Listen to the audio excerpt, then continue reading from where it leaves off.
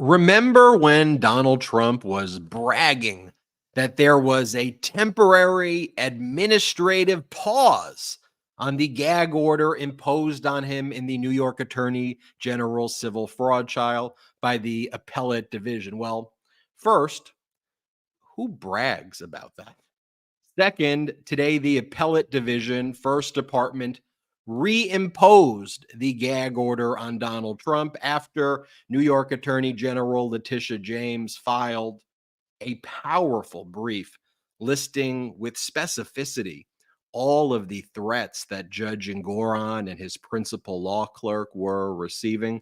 So, folks, the gag order has been reimposed. And before the gag order was reimposed, Donald Trump was attacking. He moved on from the principal law clerk, continued to attack her, but added somebody to the list: Judge Engoron's wife and Judge Engoron's son.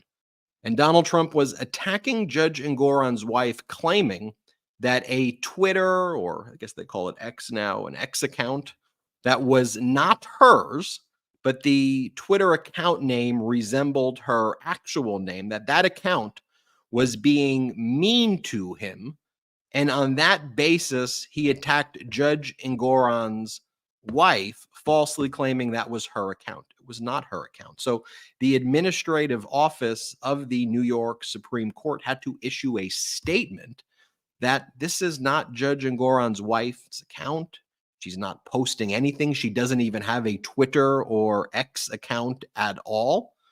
So then Donald Trump attacks Judge Engoron's son. Like, who behaves this way? George Santos. The George Santos expulsion vote is set to take place on Friday, and a debate around expelling him from the House of Representatives, if you want to call it a debate, whatever that was, took place on Thursday. And it basically consisted of MAGA Republicans pointing the finger at each other and saying how bad Republicans are, and saying that this one committed this assault and this one committed this sexual abuse and you did this abuse and you're a hypocrite. That's what they were doing all day today. We'll go through some of those clips.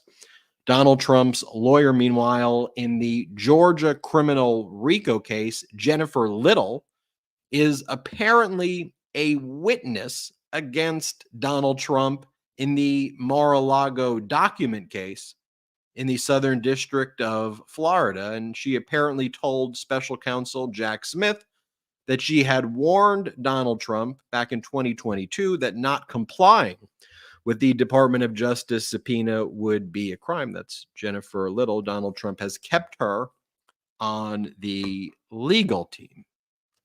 What? Also, Hunter Biden is exposing the GOP. He unexpectedly for me, he agreed to testify in public under oath before the House Oversight Committee controlled by MAGA Republicans. Like, what more if you're a MAGA Republican and you're talking about Hunter Biden freaking every single day? Hunter Biden says, I will agree to do a public hearing, under oath testimony before the world. Bring it. Bring it. And then James Comer and the MAGA Republicans reject it. They reject that offer and said, nope, we want secret depositions, because you see, secret depositions are more public. And then you had Fox and the right-wing echo chamber go, you know what we really need? Secret depositions, no transparency. That is what frauds they are. Also, President Biden was in Pueblo, Colorado, and actually Brett and I were at the speech that Biden gave at CS Wind, which is the largest wind turbine plant in the world. And that's in Pueblo, Colorado. And it's about to double its size and hire many, many more employees, thanks to the Inflation Reduction Act, which the congresswoman who sits in that district, it's MAGA Republican Lauren Boebert, she voted against the Inflation Reduction Act. And even as jobs are being added to her district, she calls it a massive failure. Brett and I were there. We were speaking with the workers who begged to differ And they were talking about what an impact it's made on their lives, on the plant in Pueblo, Colorado. And rather than speaking about, the Inflation Reduction Act in the abstract, it was amazing to be there, shake the hands of the workers who were there and hear their stories. And this, as GDP growth in the United States for the third quarter was revised upward. Remember when we said it was 4.9% growth for the third quarter? It's 5.2%. That's unbelievable. But it's true. I'm Ben Meiselas from the MeidasTouch Network, joined by my brothers, Brett and Jordy. As I was going through that intro, did you ever imagine, and I know we say this almost every intro, but you got Donald Trump on there making up a completely false story, a random Twitter account that was mean to him. He's saying, that's Judge Engoron's wife. So like legacy media is writing, Donald Trump is attacking the account of Judge Engoron's wife. It's not the account. He just made this whole thing up. Yeah, no, it's the craziest thing. I mean, every single day you're like, okay, the Republican Party, they must have reached rock bottom by now, right? I mean, how could you get any lower than this? But every day they exceed my expectations. If I don't know if that's the correct way to phrase it, but they get lower and lower and lower. And when you see kind of the headlines coming out of the Republican Party right now between George Santos and the expulsion, them fighting each other on the House floor, trying to see who could reveal the most compromise about who more before George Santos gets booted out of Congress. Seeing Donald Trump ruthlessly attack the judge and the judge's family. Seeing the Moms for Liberty, so-called protect our kids from the schools. Seeing them engage in lewd and disgusting and criminal, allegedly, behavior. What we are seeing at the moment is the epitome of this MAGA Republican Party. But Ben, we really saw such a stark difference in leadership, in style, in not just about the flash and the pomp and circumstance, but about actually getting shit done and doing things for the American people. And we had such a good time in Colorado. I wish we were able to spend more time in Colorado, but like Ben said, we went to Pueblo yesterday. It was absolutely fantastic to see President Biden at this event, up close, in person, speaking with the workers. And Ben and I had an opportunity to also engage with the workers themselves, engage with people in the community, and got to get a real sense about what this visit actually means. We're able to look at something beyond the actual headlines, beyond the actual name of the bill, Inflation Reduction Act, and see what it actually means to this community. And what does it mean? It means jobs, jobs, jobs. It means being able to support yourself. It means the dignity of work, and it means making America the epicenter of clean energy, and making that epicenter in Pueblo, Colorado, which just so happens to be Lauren Boebert's congressional district. And of course, President Biden did not let her vote against the Inflation Reduction Act slide when we are there. Jordy, we missed you on the trip, but thank you for holding down the fort for us on the East Coast. You really rocked it and held the ship together. Jordy, what's new with you, man? When you guys are gone, someone has to be the boss. I don't like being the boss, but someone has to be the boss when you and Ben take these trips. So I was happy to do it. But in all seriousness, super proud of you guys that you guys got to go out there. It looked incredible. All of the stories of talking to the folks on the ground and just your experience there. I'm excited to get into that. Maybe we talk a little bit of that on the show later today, even some more. But Brett and Ben, to your earlier point, right? When we're looking at this Republican Party, and the list could go on and on, but like just to name a few off the top of what we did in the intro here, when you're looking at the Moms for Liberty, when you're looking at the Donald Trump being baited by a tweet, shout out Hillary Clinton, when you're looking at the George Santoses of the world, and you consider yourself a Republican, but yet you see all the values of what this modern day Republican Party, espouses, there's just no way logically that you could root yourself in such evil, in such hatred, in such bigotry, and say, you know what, those are my people. I'm going to continue to align myself. So sooner or later, and it's coming. The chickens are going to come home to roost for this modern day Republican Party. And I think we've already started to see the comings of that, be it in the midterms, be it in the 2023 elections and 2024 as well. Because look, what politics should be about the type of conversation that we had with Paul, who was a supervisor at CS Wind, who talked about how these wind turbines were made. He brought us into the area where the smelting plant was. And then he told us how then it's transported on rail domestically throughout the United States. And he was explaining, look, while it may seem that manufacturing wind turbines abroad is cheaper, by the time you have to deal with shipping and issues in the supply chain with shipping, it's actually cheaper, more efficient, and overall better for the economy here in the United States when you make it in a place like Pueblo. It's not only great for the economy of Pueblo and Colorado, but also throughout the United States, because then where does that get shipped to? How does it get shipped? It gets shipped using rail. Where does it go to? What does it help improve? It makes America a leader in new forms of energy and domestic energy made here in the United States of America. So to me, that's what we should be talking about. Now, if you have an alternative position, your alternative position could be a way of trying to make that more efficient. Or, you can try to have a debate with me and say, actually, when you put those jobs overseas, I very much disagree with this, but we could have a conversation if you want to claim, actually, it'll be better for the American worker if we put those jobs, for example, in Vietnam, where the first CS Wind factory was built back in 2005, that's better for these X, Y, and Z reasons. Now, I'll disagree with you, but we'll be having like a normal civil conversation. And there may be one position which could be viewed as, the traditional Democratic position. There could be a conservative Republican position, or whatever it is, or they can mix those positions. But we're having like an honest debate. But Jordy, you mentioned this issue with like the Florida GOP, for example, where the Sarasota Herald Tribune is reporting that the chair of the Republican Party of Florida, for example, Christian Ziegler, and his wife Bridget, who's one of the co-founders of Moms for Liberty, which judges everybody, attacks the trans community, that they are being investigated by the Sarasota Police Department for an alleged sexual battery. And the allegations reportedly stem from an alleged menage a trois relationship between the Zieglers after a woman filed a complaint who states that while she was first in a consensual sexual relationship with the married couple, it turned violent.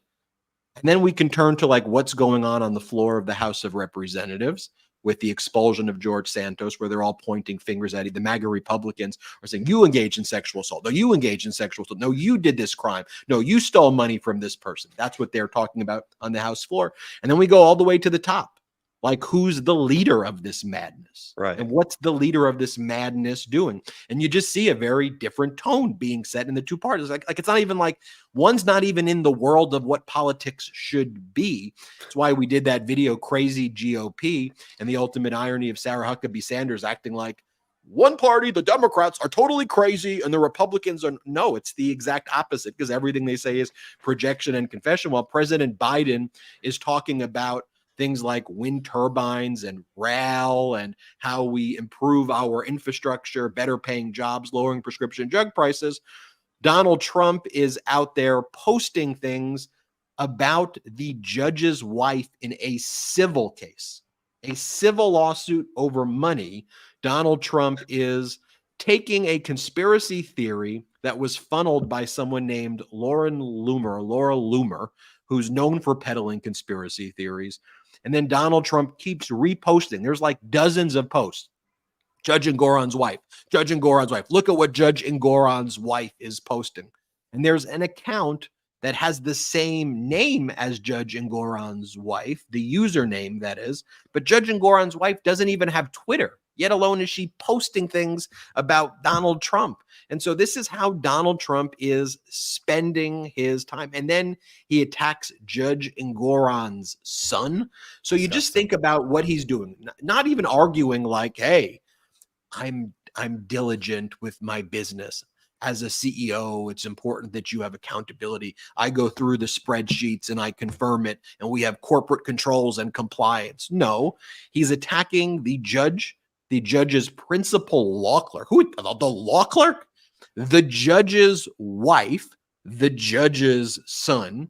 And that pattern repeats itself. He does that with special counsel Jack Smith. He attacks Jack Smith's family, calls out Jack Smith's wife's name. And this is a pattern in all of his cases.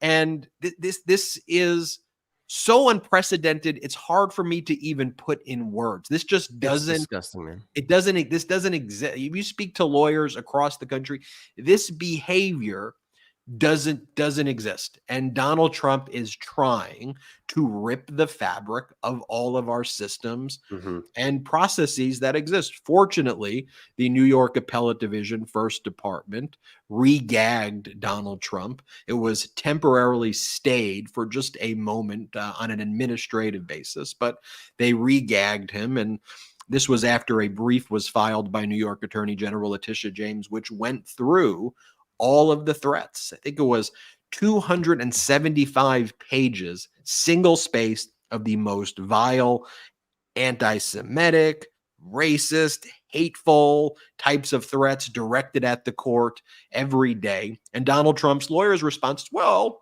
those statements may be vile and reprehensible, but none of those show imminent risk of harm. And like some of the statements, like, I'm going to kill you. Like, and those aren't imminent risk of harm. And just think about it. This is the tactics that he uses, and it works. I mean, look what the reporting, Brett, about January 6th, for example. Like, Pence was terrified to even show up. His son had to tell him that you needed to show up. And then people who stand their ground stand up to him, like Nancy Pelosi, for example. What happens? One of the MAGA lunatics shows up at her house, tries to kill her husband, and then Donald Trump makes jokes about it. There's a lot going on, but we should not get so inundated with data and info that we don't just clearly say he's attacking the judge's wife based on a false Twitter account. What? Yeah, it's like the tactics of domestic terrorists. You know, they want you to be fearful so that they could push through their political agenda, or so that they could scare you into making a specific decision. Or in this case, I think Donald Trump almost wants to create his own kind of bias from the judge in the case, saying that judge hates me. This cannot be a fair trial. I appeal the ruling, because he knows he's going to lose. He's already lost the case. Then now there's still other judgments to be made, but he's already lost the bulk of this case. He knows that he is ultimately going to appeal this ruling. So I think what he wants to claim is, look, the judge was so biased against me. Oh, woe is me. I'm the victim. And he's trying to kind of create this bias in some sick and deranged way by attacking him and attacking his family. So he goes, look what they said. Look what they did.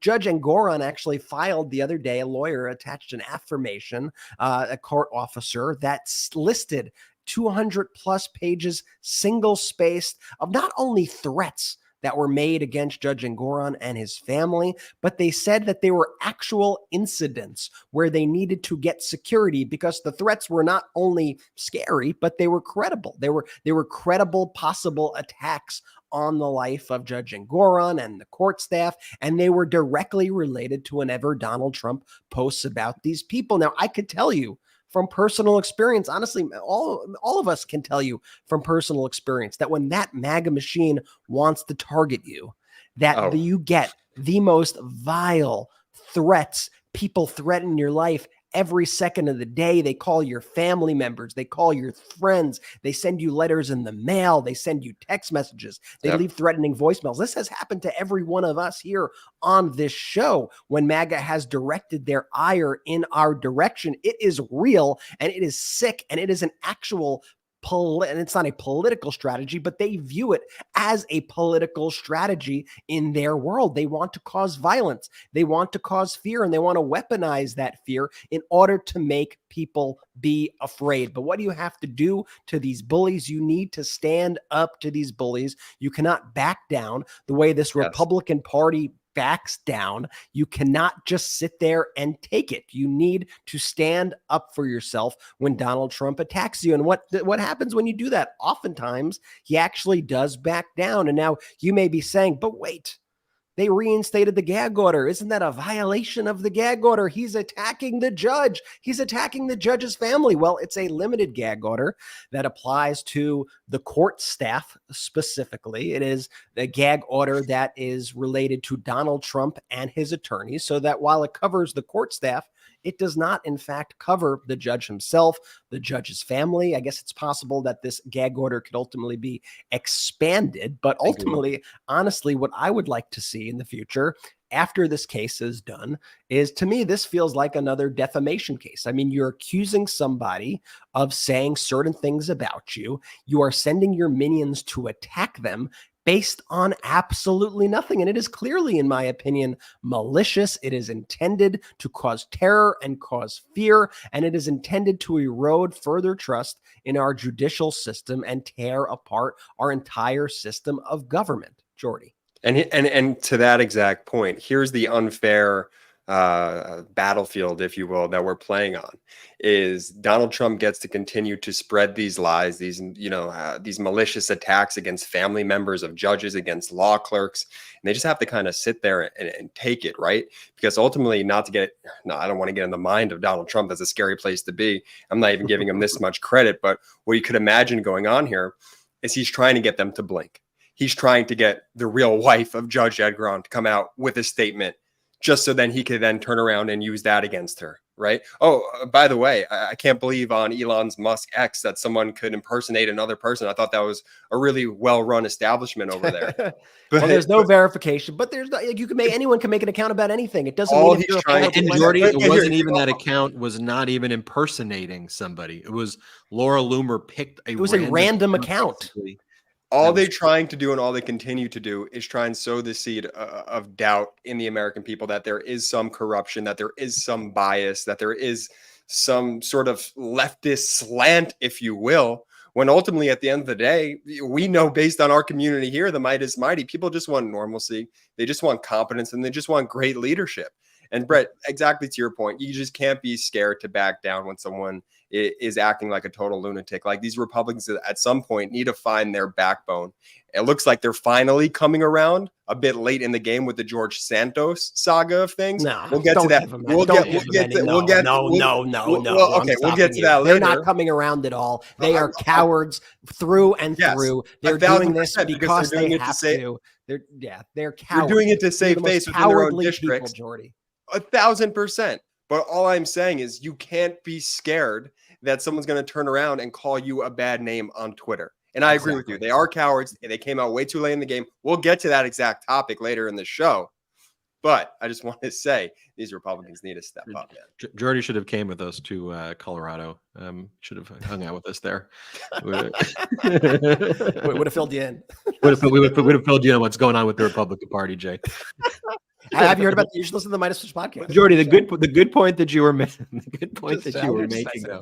I think the good point that you were making, though, points and made a lot of good points. We're just messing. But the great point that you were making, though, too, is the asymmetrical battlefield here, where Donald Trump can get away with making a post like that, attacking the judge's wife in a civil fraud case or the judge's son. And the media is basically like, that's just Trump being Trump. And then on the other hand, you've got President Biden right now, who's overseeing an economy, as I mentioned at the outset, with the third quarter GDP growth revised upwards to 4.9% from 4.9% to 5.2% from July to September. And you'll get headlines from the New York Times like, why is that dangerous to President Biden's campaign? Or why is that going to be a problem for him? You have stats like the United States is outpacing China's growth, economic growth, by a lot for the first time in a very long time. Yet you will get headlines from The Economist and the Wall Street Journal, why that's going to harm the American economy. You have the Dow Jones near all-time highs. It set a 52-week high after surging more than 500 points today. Yet you will have the media say the stock market is not an indicator about how everyday Americans are feeling. And to that, I say that's absolutely true. I agree with that. However, when that metric is used when Donald Trump was in office, all we heard about were numbers that were far less than the numbers we're talking about. And we were being told how incredible that is. This is the greatest thing ever. And those Ben, numbers we read the don't- headlines a few weeks ago, remember, about GDP, and it would be like, Trump soars, economic genius, 3.2% growth, 2.4%. But Trump never got anywhere near the GDP growth. Maybe the quarter, like right after stores reopened after COVID, but that was because everything went from zero to actually opening. But he did not come anywhere close to the kind of growth that we're seeing during the Biden presidency. And you got to remember, Trump inherited the Obama economy, which was a prosperous, growing economy. And he gets credit. He gets all the credit for just riding out the Obama economy until he destroyed it. But President Biden, who actually took an economy that was in the toilet, that took an economy that was destroyed by Trump, like completely eviscerated by Trump, and revised it and made America have the #1 recovery of any country. They're like, oh, not very good. I would love to run some like alternate reality test experiment where you put literally the same data that we have right now, same everything, and put Trump, as president in this alternate world. And then I want to see the headlines from the New York Times. I want to see the headlines from CNN. I want to see all these headlines because I can honestly guarantee you that they would be like, another massive success. Trump crushes it again. No doubt. You don't have to do that. That happened. That happened. But the numbers were worse. The experiment played out. The numbers were worse.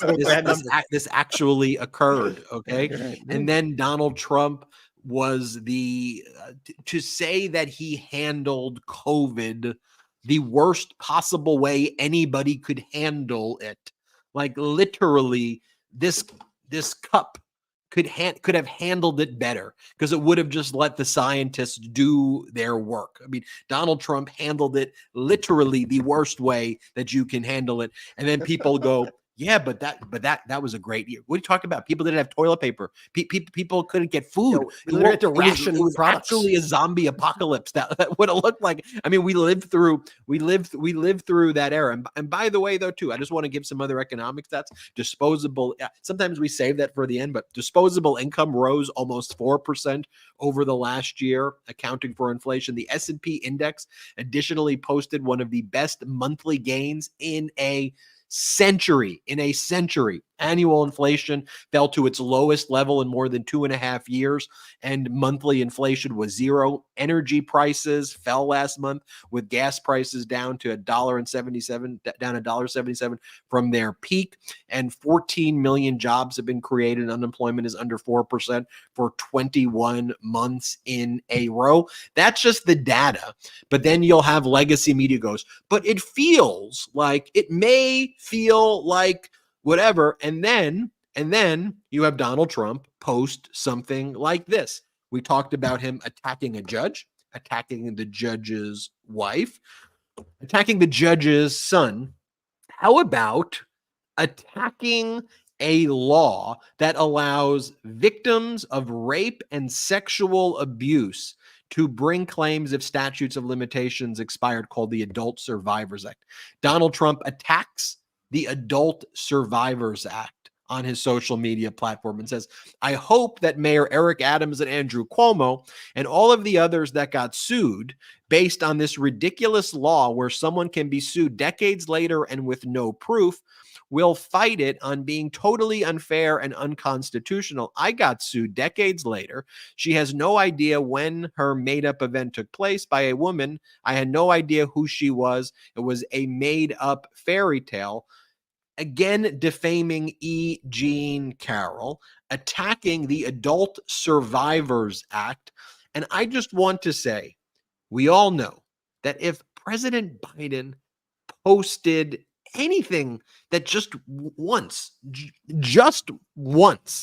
that resembled what I just read to you, just once, done, zip, gone, no chance of being the leader of the Democratic Party, because you have to have some modicum of standards. As I've said before, there was a time in the not so distant past where if you spelled potato wrong, if you went woohoo the wrong way, It's a bia. heck, Can we get the there? Republicans Good correction, Jordy.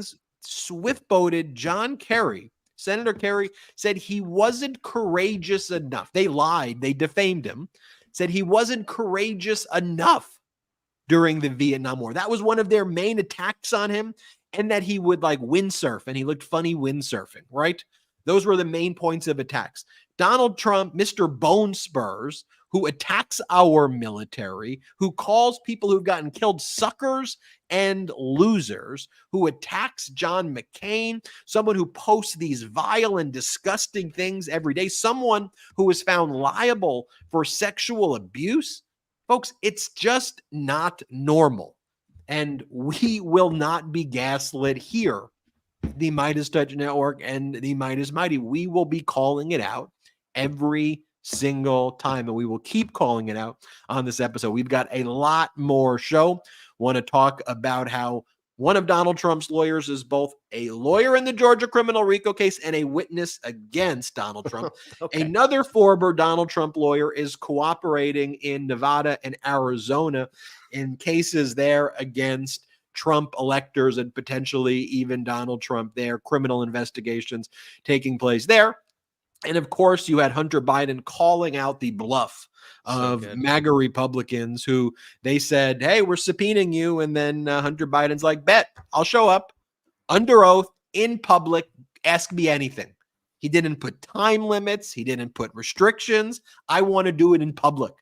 And then James Comer said, no, it's got to be a secret deposition. I mean, these people, these MAGA Republicans, they're wrong on every single issue.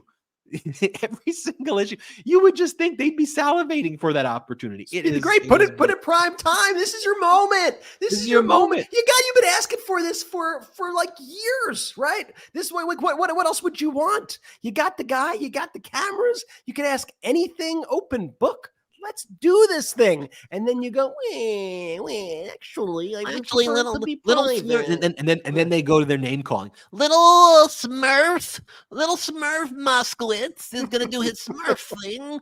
And then Trust Fund Goldman, because that's all they have. That's all they have. They saw how well the Devin Archer situation went for them. They're like, yeah, we got to keep this thing behind closed doors. We got to contain this at all costs.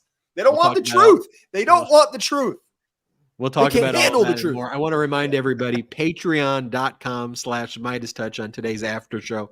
We're going to talk about a little bit more about our experience. We're going to get in deep. We're going to get in detail, and you're going to want to watch this one. I'm telling you. Patreon.com/MeidasTouch. We'll be right back after this quick break. Oh, hey, when did you get here? Let's take a quick break to talk about our next partner, Henson Shaving. Look, everyone knows how annoying cheap razors are. The cuts, the irritation, the frustration. And don't get me started with subscription razor services, the headaches that those can cause. That's why you gotta meet Henson Shaving. Henson Shaving is a family-owned aerospace parts manufacturer that has made parts for the ISS. That's the International Space Station and Mars rover, and now they're bringing precision engineering to your shaving experience. Razor blades, they're like diving boards. The longer the board, the more wobble, the more nicks, cuts, and scrapes. A bad shave, it isn't a blade problem. It's an extension problem.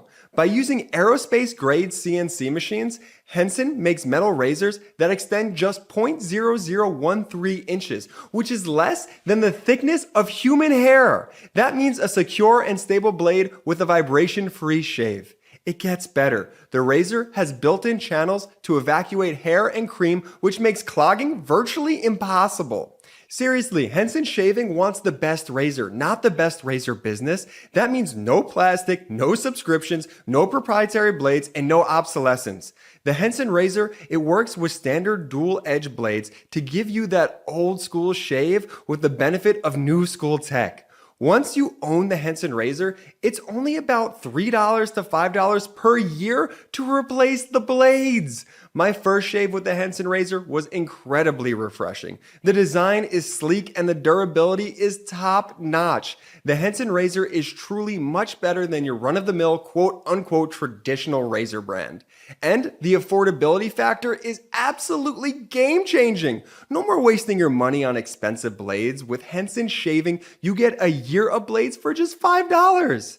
Okay, so here's what you have to do. It's time to say no to subscriptions and yes to a razor that'll last you a lifetime. Visit hensonshaving.com/Meidas to pick the razor for you and use code Meidas and you'll get 2 years worth of blades free with your razor. Just make sure to add them to your cart. That's 100 free blades when you head to hensonshaving.com/Meidas and use code Meidas. Good health starts with good habits. Quip makes it easy by delivering all the oral care essentials you need to take care of your mouth. The Quip electric toothbrush has timed sonic vibrations with 30-second pulses to guide you to a dentist-recommended 2-minute clean. It's lightweight and sleek. The design is for adults and kids with no wires or bulky chargers to weigh you down. The Quip toothbrush also has a multi-use travel cover that doubles as a mirror mount for less clutter and reusable handles in a range of sleek metal hues as well as bright plastic colors, sure to make a pop to your bathroom counter. And so you know, the electric toothbrush isn't all Quip has to offer. The water flosser hits all the right spots with a gentle or deep clean pressure at the touch of a button, and the Quip mints and gum are incredibly refreshing. I truly have Quip to thank for my entire dental care routine, and I don't know where I'd be without them. So listen, it's time to skip the batteries and snap into healthy habits with the new Quip rechargeable electric toothbrush. All the features of the original Quip plus one magnetic charge powers up to 3 months of brushing. If you go to getquip.com/Meidas right now, you'll get 20% off any electric toothbrush, mint and gum dispenser, and water flosser. That's 20% off any electric toothbrush, mint and gum dispenser, and water flosser at getquip.com/Meidas. Spelled GETQUIP.com/Meidas. Quip, the good habits company. Welcome back. We are live. Jordy rocking those ad reads for I our got my Quip stuff right here too. Oh, you got the whole set. Jay, do you see how like we told a story with the ads today too? It was like your entire morning routine. You do the shave, you do the toothbrush. Hey, we stay fresh here. Hey, great holiday products. If you're looking for gifts for the family, the links are in the description of the YouTube video as well as the audio podcast. Click them, use our code, let them know we send you. Helps the show, helps you out too. Some great discounts there. We talk about MAGA stands for Make Attorneys Get Attorneys. Let's give some examples. Ken Chesborough, one of Donald Trump's former lawyers, a co-defendant in the Georgia criminal RICO case who pled guilty in the Georgia criminal RICO case. There you have it. Make Attorneys Get Attorneys. Well, he's apparently now cooperating with criminal prosecutors in their probes in Nevada and Arizona. The Fulton County judge overseeing the Georgia criminal RICO case allowed him to travel outside of the state of Georgia, or outside of his state, which would otherwise violate the terms of his probation, to participate in the criminal investigations, and he pled guilty. So one of the things I'm looking for is, what's the next state that's going to bring charges not just against the fake electors in that state, but will you have someone in that state who's got the ability to prosecute Donald Trump and Trump's inner circle, again, the same way we see in Fulton County, Georgia, and the same way we see with the Manhattan District Attorney. And I made this point, when certain people early on were being critical of Alvin Bragg, the Manhattan District Attorney, and people were being so critical on Alvin Bragg. And one of the things I was saying was, you realize that there are other prosecutors in other states. Like, Alvin Bragg was the one that was actually investigating the crimes. And at that time, we didn't hear a lot about other prosecutors investigating the crimes that we were all aware were being committed. So my only point at that time, and a lot of people were not Alvin Bragg fans at the time, and I was just like, y'all realize, though, that he's the one doing the investigation. So how come we're more mad at him who was doing the investigations, which led to criminal charges, than like in any of the other states at that time where there were prosecutors who, as far as we knew, were not conducting any investigations at all. But I think that's important that we did that pushback then, Brett, because the narrative prevailing on the legacy media was a very anti-Alvin Bragg. And I wasn't just trying to like cheer on Alvin Bragg because like, woohoo, Alvin Bragg. Like I was just trying to reflect that based on all of the data points we were seeing at that time, Alvin Bragg, the Manhattan District Attorney, seemed very ready, and he was pursuing a criminal case against Trump. And we thought that one was going to happen. That was just following the data. So we got Ken Chesborough right there. And then we have Jennifer Little. She's attorney number 2 in the Jack Smith indictment in the Southern District of Florida Mar-a-Lago document case. And ABC News reported earlier that Jennifer Little, who's Trump's lawyer in the Georgia criminal RICO case, in addition to having that role, she also has testified before the grand jury and spoke to investigators with special counsel Jack Smith that she told Donald Trump that it would be a crime for him to not comply with the subpoena from the Department of Justice back in May of 2022 when that subpoena was sent. Donald Trump she's still on the legal team while she is also going to be a witness against him in the Southern District of Florida case. Of course, that case is before Judge Eileen Cannon, and that case is not progressing at the speed that it should. And ultimately, though, here's where I think that the Judge Cannon situation nets out. At some point, she's going to have to make an order.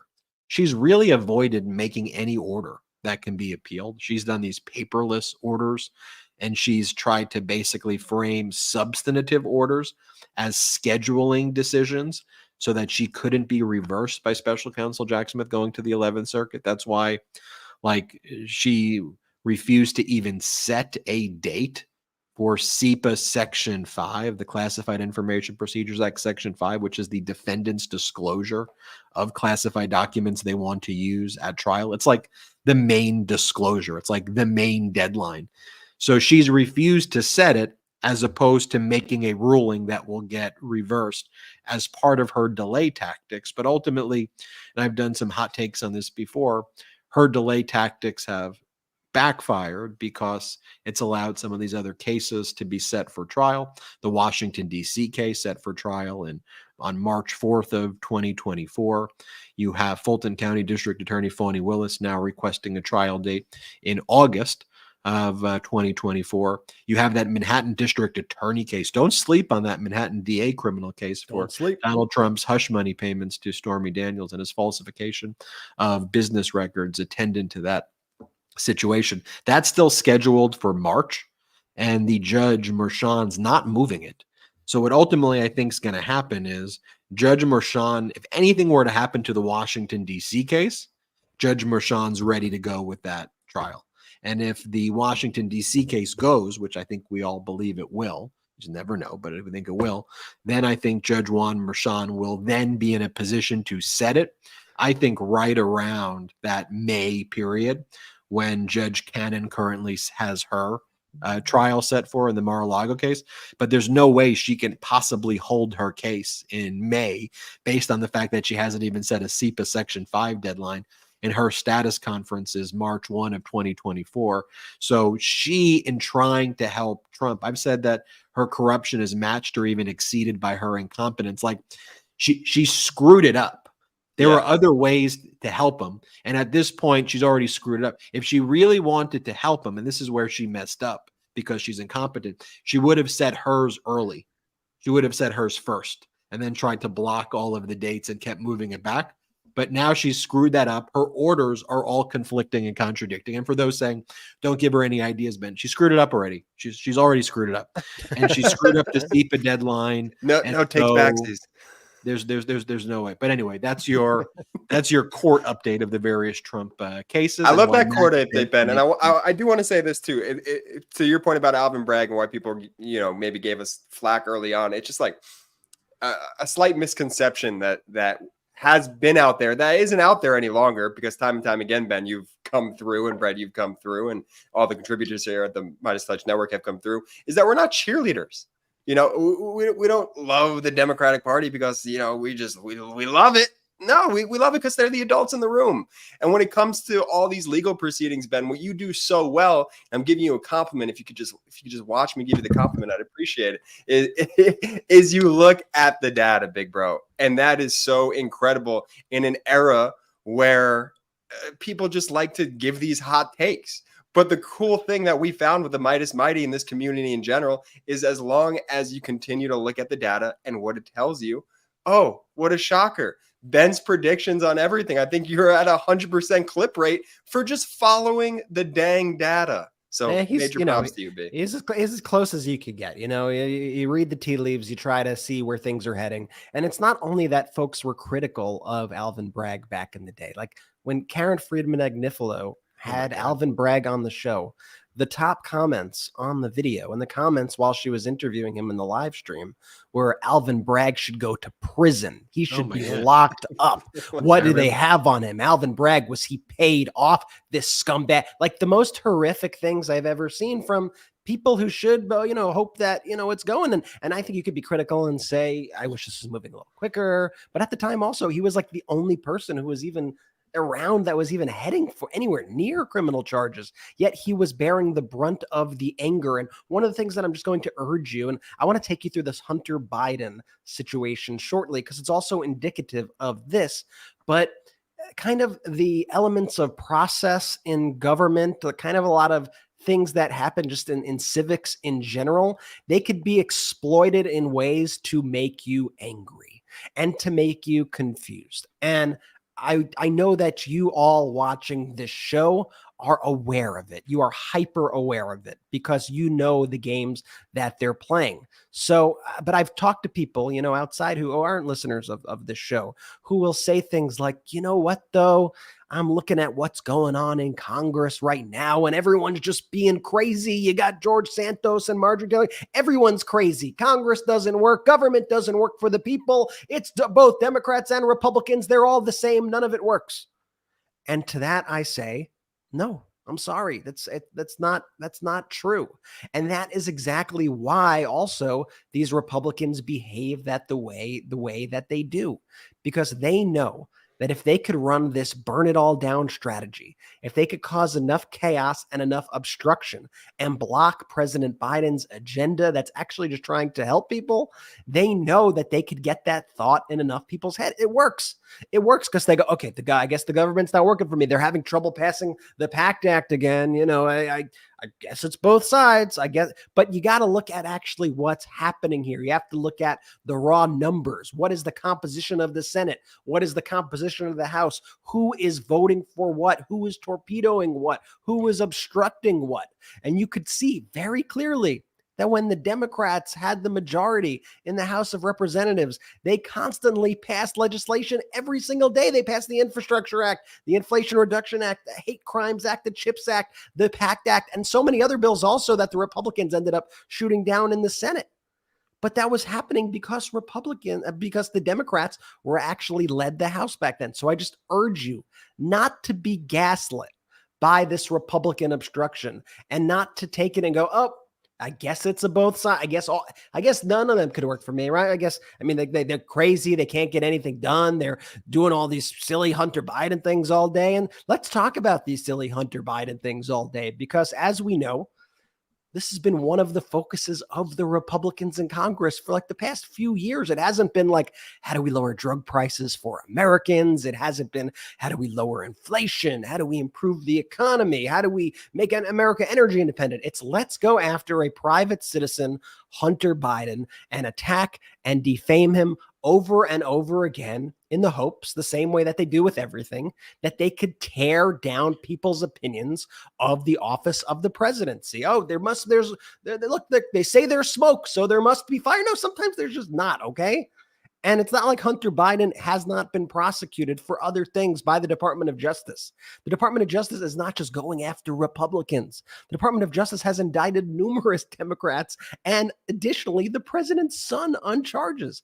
Now, these Republicans have an opportunity after all this time to actually get Hunter Biden's testimony, right? This has been what they've been salivating for years. Come in. We want Hunter Biden to speak. If he's afraid, come in. Hunter Biden goes, okay, I'll come in. But here's what I want to do. You now want to take all of your hearings and you want to make them private? You want to bring them into back rooms? Let's make it public. Let's let all the American people see. Ask me literally any question. We will sit in a public hearing. I will answer your question. I will set the record straight and I will correct the disinformation that you continue to spout. That took the Republicans like James Comer and Jim Jordan by such surprise. Their bluff was called, and all of a sudden they were like, "Oh, what am I going to do? What am I going to? No, you can't dictate the terms. No, that's unfair. You can't do that. No, it needs to be private." And why do they want it to be private? Because we remember the last time that they did these closed door hearings with witnesses, what they did was they then kind of cherry picked words here and there, manipulated the testimony, and rushed out to the public to try to create a false narrative. Meanwhile, if you actually read the testimony, you saw that, like, for example, they got Devin Archer, one of Hunter Biden's former business partners there. Right? This was their big thing. Fox hyped it up for weeks. Star witness meeting with James Comer. This is going to blow the lid off it all. Joe Biden's going to be impeached by the end of the week, right? This was the whole Fox narrative for a long time. They bring the guy in. What does Devin Archer say? Biden knew nothing, never did anything with his son in business. Like none of the things that the Republicans are saying are remotely true. But that's not what Republicans ran to the press with. And then get this. Do you remember, before I talk more about this Hunter situation, do you remember what happened when the Democrats tried to go, okay, you're star witness, right? You pulled your star witness, Hunter Biden's former business partner. You interviewed him in secret. We have the transcripts. Let's introduce those transcripts into the public record. Let's put them right here on the floor. Let's read through them. And what did James Comer do then as well? Oh, no, we can't do that. No, you're out of order. No, you can't do that. Dan Goldman being like, you're not going to let me introduce evidence? He's like, just wait for the evidence. Comer goes, just wait for the evidence. Goldman's like, I'm trying to give you the evidence. Do you remember this clip? Point of order. Down here. Mr. Chairman. Chair recognizes Mr. Donald for 5 minutes. Order, You'll have 5 minutes. It's not my 5 minutes. A point of order. You're out of order. You're out of order, Mr. Goldman. I have a when your time is, you will be recognized. Chair recognizes Mr. Donalds for 5 minutes. Is it being introduced? Chair recognizes Mr. Donalds for 5 minutes. Byron, it's your time. The rules require you Thank to you, recognize. Mr. Chairman. No. Yes, for a point of order, they absolutely do. Chair recognizes rule Mr. on Donalds. the motion. And is Mr. Donald's time ticking too? Order. No, Chair Mr. Donald's recognizes time Mr. is not going Donalds. to take. Actually, Mr. Chairman, I request this clock be set back to 5 minutes Set so we the can. clock back to 5 minutes. Mr. Chairman, can I just make a parliamentary inquiry then? Are we not to make points of order on either side during You the keep questioning? speaking about no evidence. Why don't you all just listen and I'm trying to introduce evidence. You've already introduced. You've already had your Is it in? share of evidence. Are you Now, admitting Mr. Donald's 5 minutes. He's such a disingenuous liar, like just a scummy, evil person, James Comer, and he's also very stupid, which we're like a very dumb person. Like, I'm just going to be honest here. James Comer is a very dumb person. But what does he do? Right. So that was then. They refused to allow any evidence, and then he goes, "Well, why don't you just listen to it?" He's like, "I'm trying to give you the evidence." Now Hunter Biden goes, "Okay, bet, okay, why don't I just come, right? Let's talk it out, right?" And what does Comer do? Comer tries to create all these other kind of things, right? He's upset because in the public hearing, the Democratic representatives also get to ask questions. And also, he doesn't get to frame the narrative in secret and tell the media what happened in secret. So Comer's thing always now, like, this is this weird, like, recent thing that he's really picked up, but he's learned it, from his MAGA cult leader, Donald Trump. he resorts to name calling. So now he calls Jared Moskowitz, Representative Jared Moskowitz, who's been on the show, does an incredible job in Congress, in my opinion. And he starts calling Jared Moskowitz a Smurf and little Moskowitz. And little Moskowitz is going to really interrupt our proceedings. So this is how James Comer defended wanting to have the Hunter Biden hearings in secret. But, as these congressional investigation, these hearings go, you got 20 members on each side that have 5 minutes each. We have tens of thousands of pages of documents where we need to sit down and ask specific substantive questions without filibustering, without interruptions, without going 5 minutes back and forth with Jamie Raskins and Dan Goldman and little Moskowitz jumping up and down, filing motions and trying to disrupt the committee hearings. If you're afraid of questions being asked, then you don't really seem too confident in your BS stories. And by the way, you control Congress. If the 5-minute time isn't enough, change the rules. You have the vote, change the rules. What's stopping you? Nothing's stopping you.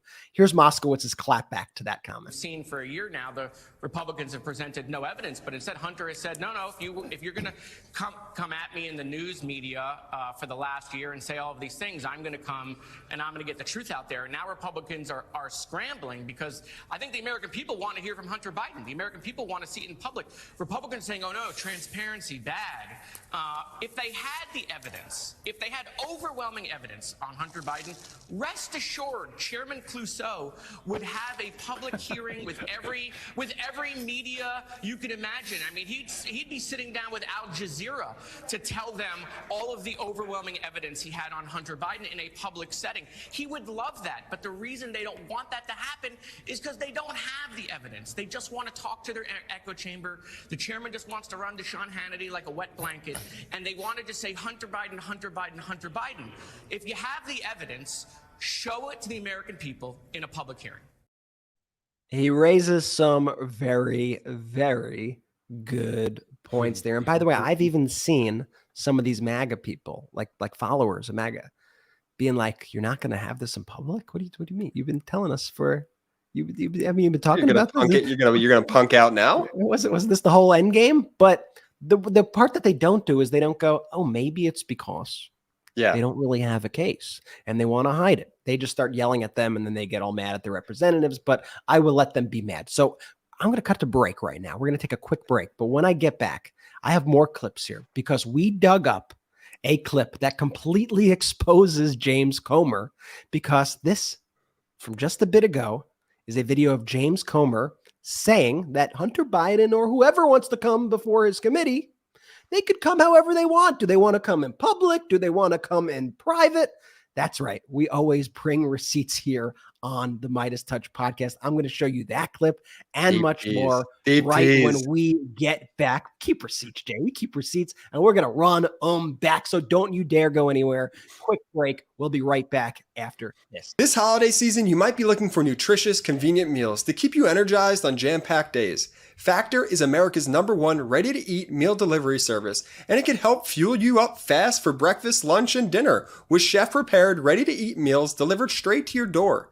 Too busy with holiday plans to cook, but want to make sure that you're eating well? With Factor, skip the extra trip to the grocery store and the chopping, prepping, and cleaning up too, while still getting that flavor and nutritional quality that you need.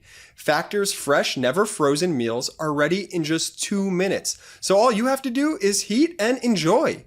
Skip the stress of meal prepping over the holidays with Factor. Choose from 35 plus weekly flavor-packed, fresh, never frozen meals that support a healthy lifestyle and meet your meal preferences, all delivered right to your door and ready to eat in 2 minutes. Level up with gourmet plus options, prepared to perfection by chefs and ready to eat in record time. Enjoy broccolini, leeks, truffle butter, and asparagus. Looking for calorie-conscious options over the holidays that also taste great? Try delicious dietitian-approved calorie-smart meals with around or less than 550 calories per serving. Need an extra boost to support your wellness goals and feel your best during the holidays? Try Protein Plus meals with 30 grams of protein or more per serving.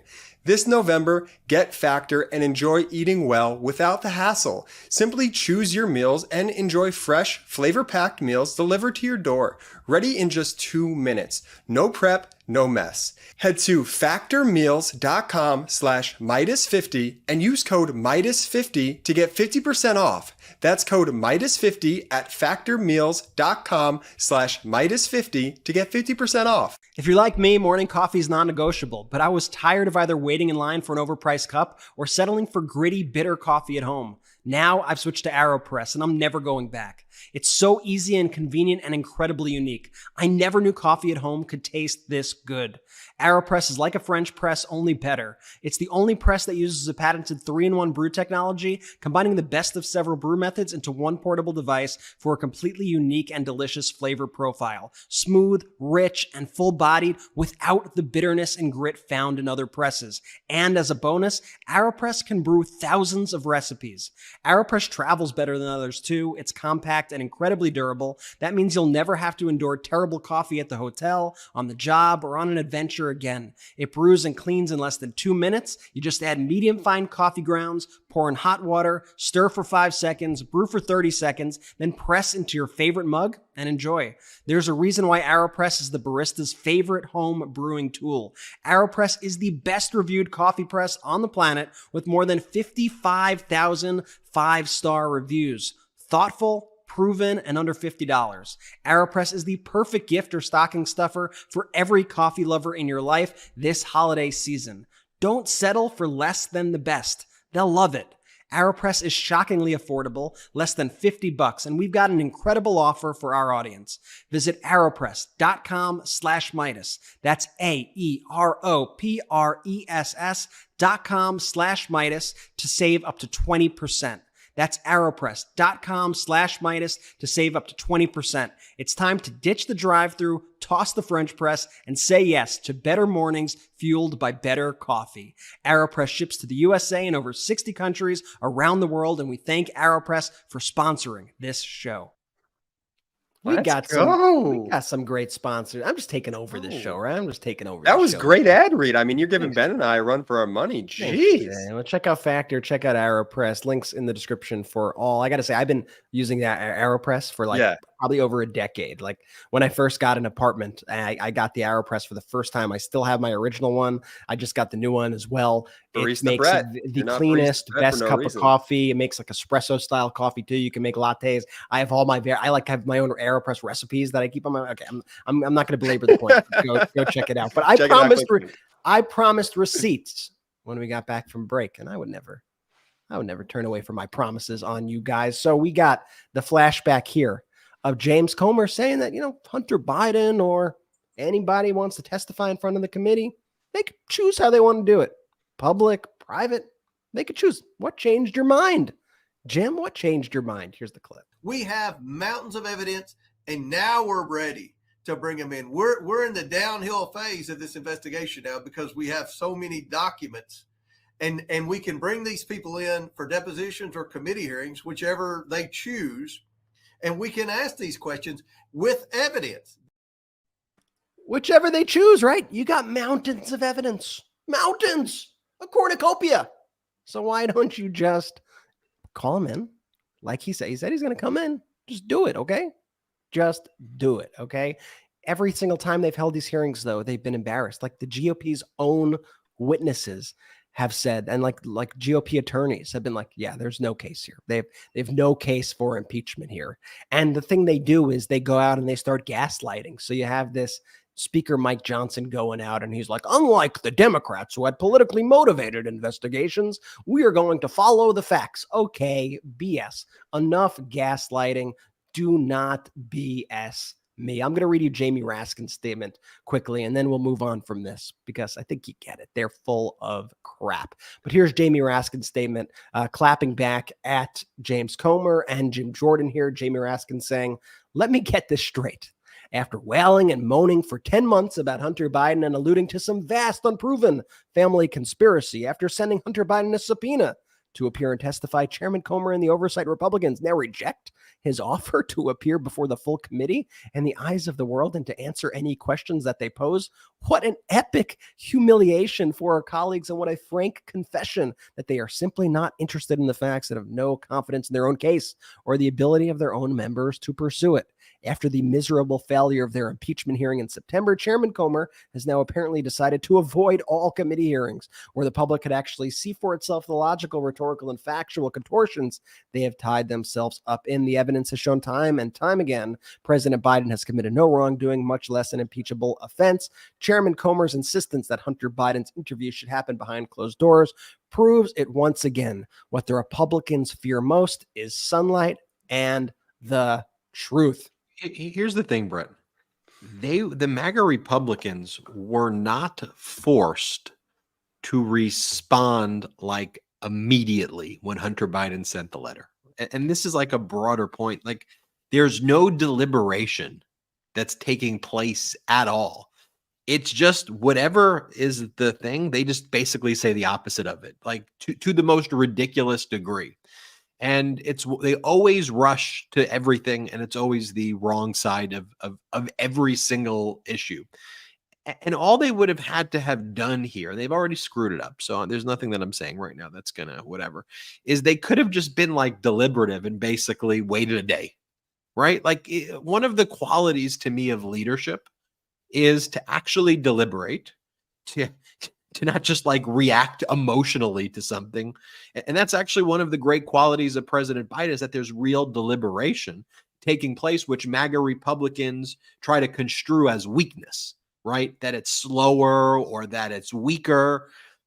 No, that's actually, you need to think through issues, especially some of the biggest and most challenging issues that confront the world. It's not just an emotion. It's not just a rah kind of response. And what they could have done here, the MAGA Republicans, is said, we've received it. We are going to consider our options and we will respond. But whatever their response was going to be, right? Like, they didn't have, but the broader point, setting aside, as I mentioned, the Hunter Biden situation, is that that's one of the qualities about them that also makes them very dangerous in other contexts. Because, and Brett, this is something you and Jordy have pointed out before, because the MAGA Republicans live in a constant Twitter bubble or an X bubble, they live on social media.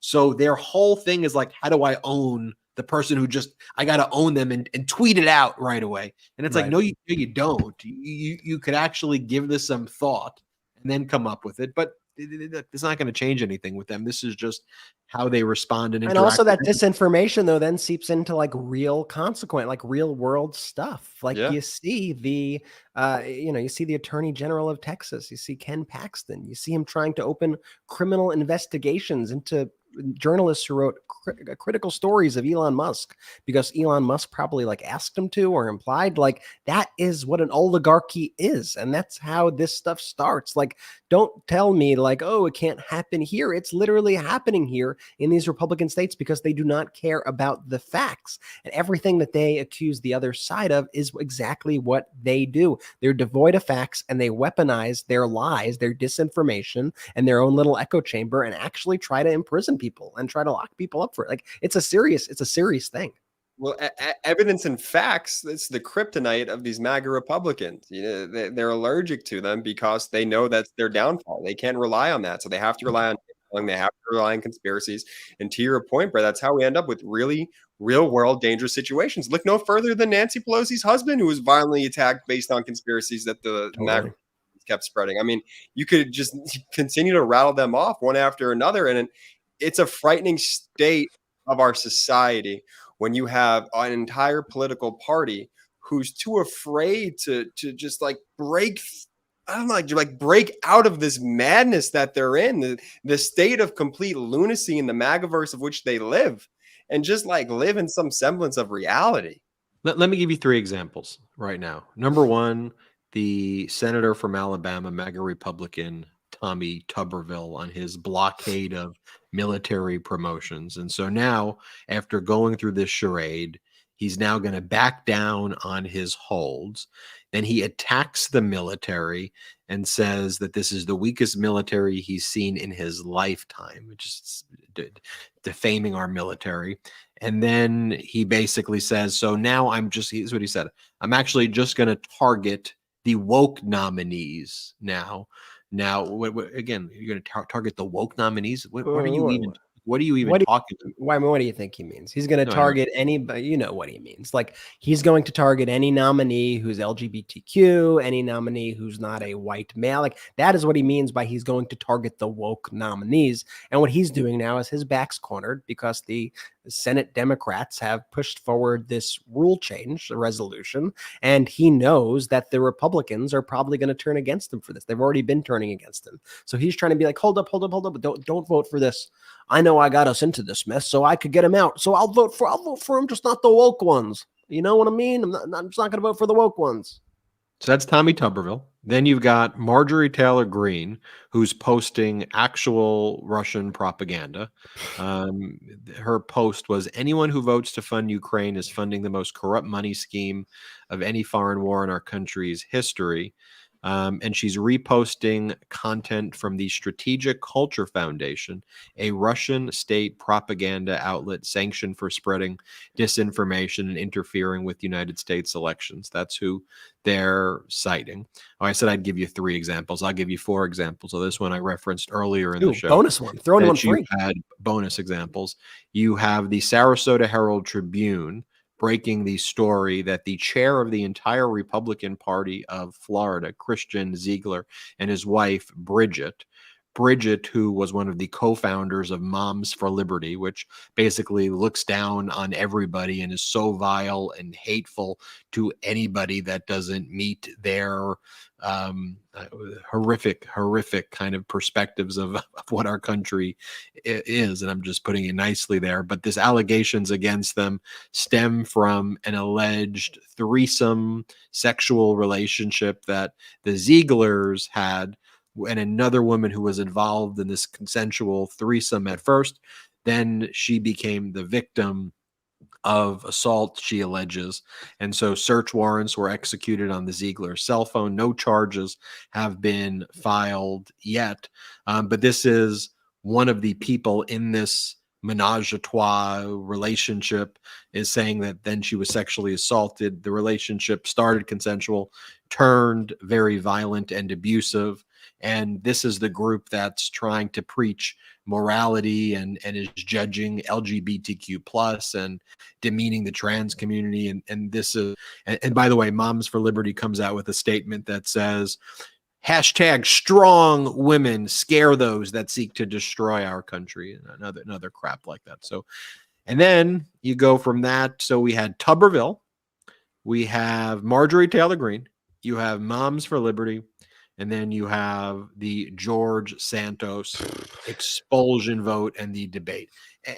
And I'm giving all these angles, the Senate, other Republicans, one of their like grassroots groups that's very influential. So you're seeing it from all sides. I'm not just focused on, look at Santos, right? Like before we talked about what they were doing with Hunter Biden in the House Oversight Committee. So we're focused holistically here on every aspect of it. We started with leadership with Donald Trump, so again, we're focused on all MAGA Republicans right now for leadership at all different sides.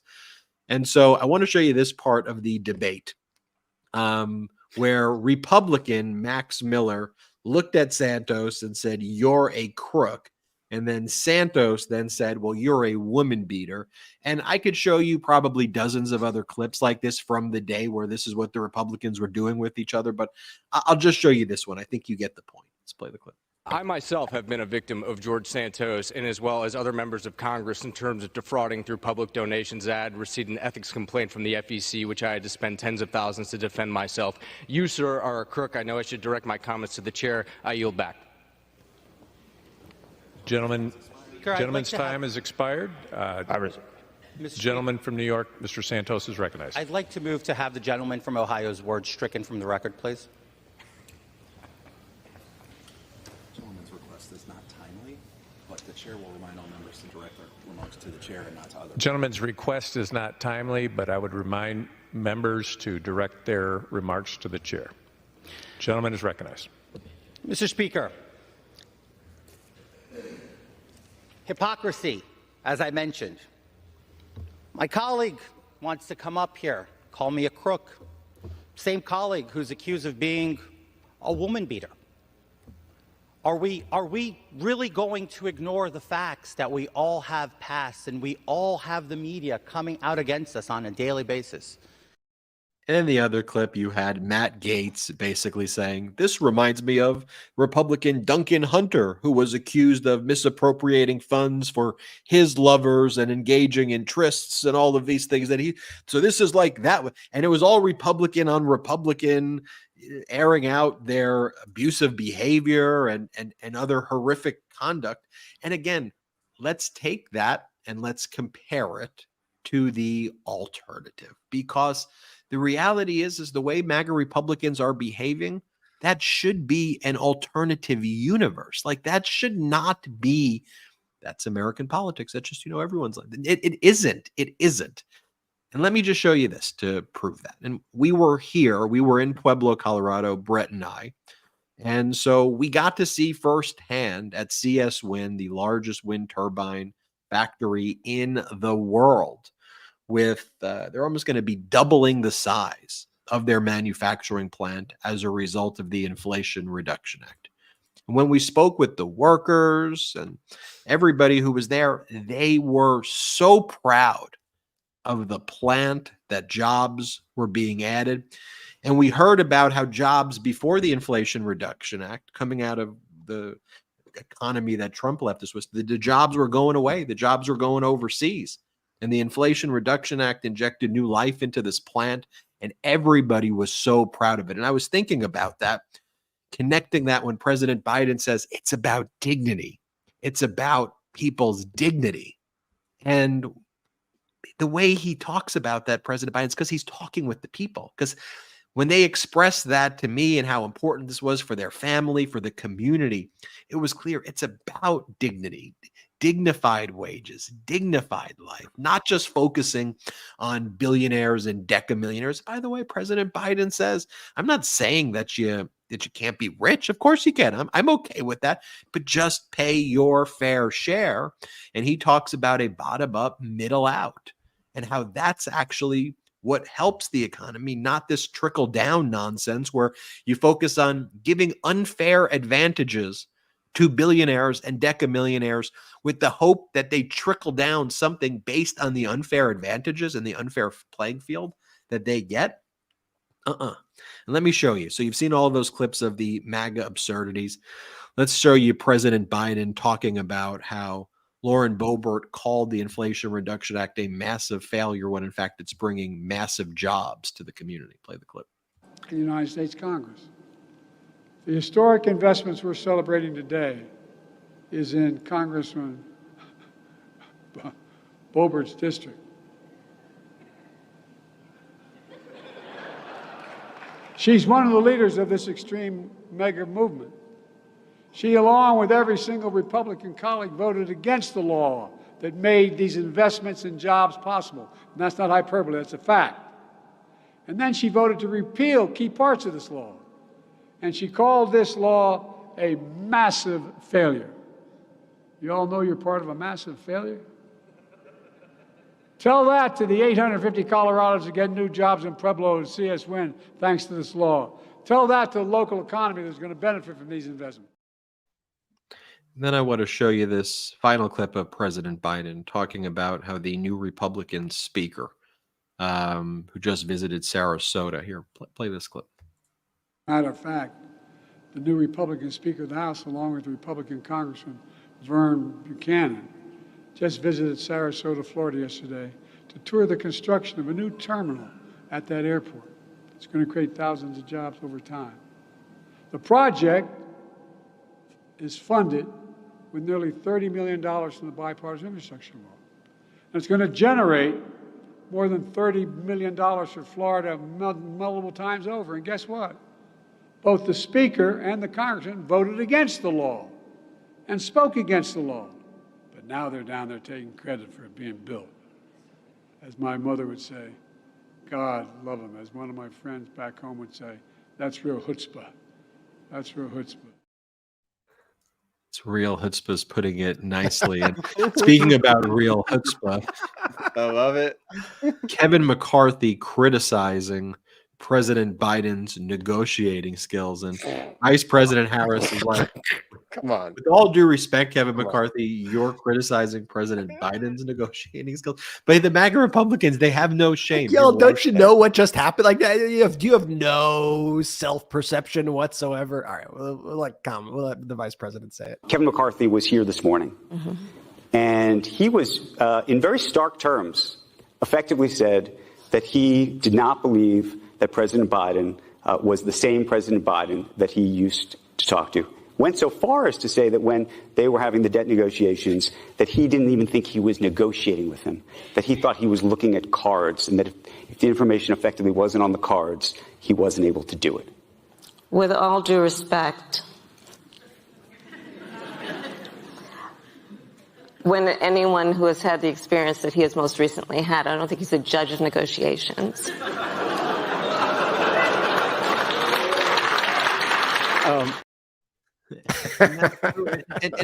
But also what she's saying there too is we're not talking about your feelings. Like, we're talking about the data. We're just talking about what's occurred. And the data in Pueblo, Colorado is that this is helpful in that community. How could you be the congressperson from that community and be fighting the jobs coming to your own community? And if that's what you're fighting against, what are you fighting for? And I think it's clear, as we showed you all of these clips today, they're not fighting for anything, these MAGA Republicans. It's what are they fighting against? And they're fighting against freedoms of the American people. They are fighting against democracy. They are fighting against law and order. They're fighting against the judicial system. They're fighting against our allies. They're fighting against the ability of people to love other people. They're fighting against the ability for people to feel dignity. They're fighting against wages. They're fighting against healthcare. They're fighting against our veterans. They're fighting against, I could go down each and every item. They're fighting against it. While you have President Biden and the Democratic Party, and more broadly the pro-democracy movement, fighting for things. Now, if you want to have an alternative view of fighting for things and approach it in a common sense way, with normalcy, with respect, with compassion, with intelligence, with facts, that's all right. We could have differences. We could have disagreements. But with this MAGA Republican dystopian carnage-like echo chamber, it is so corrosive to the health of our democracy. And we will all here in the Meidas Mighty community keep making sure we're protecting, preserving, defending our democracy together. So I thank you all, Meidas Mighty.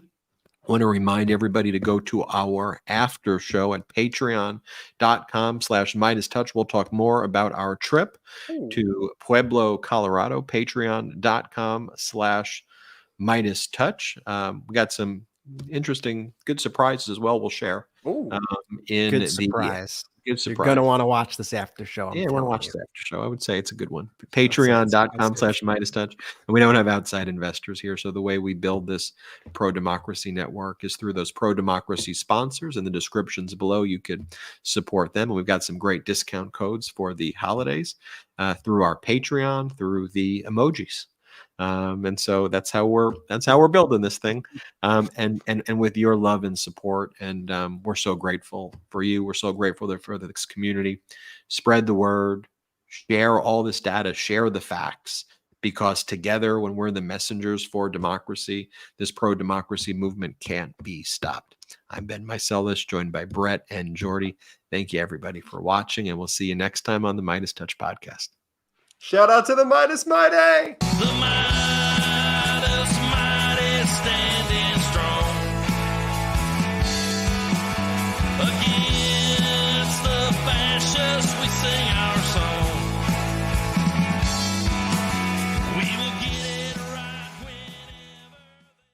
At MeidasTouch, we are unapologetically pro-democracy, and we demand justice and accountability.